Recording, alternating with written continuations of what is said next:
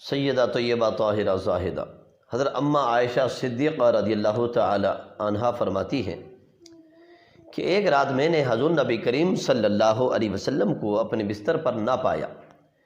تو میں حضور نبی کریم صلی اللہ علیہ وسلم کی تلاش میں نکلی تو آقا علیہ الصلاۃ والسلام کو جنت البقیع کے قبرستان میں پایا۔ اب اللہ کے محبوب علیہ الصلاۃ والسلام سر اٹھائے ہوئے اللہ کی بارگاہ میں دعا فرما رہی ہیں۔ عائشہ صدیقہ رضی اللہ تعالی عنہا فرماتی ہیں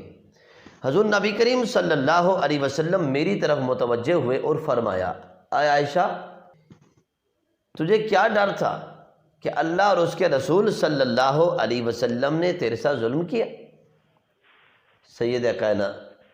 حضرت ام عائشہ صدیقہ رضی اللہ تعالی عنہا فرماتی ہیں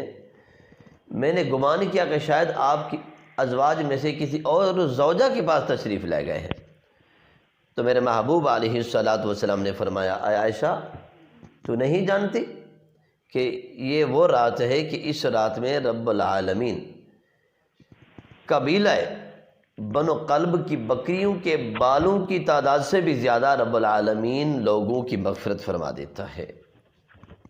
اللہ رب العزت ہمیں بھی اس مبارک رات کے صدقے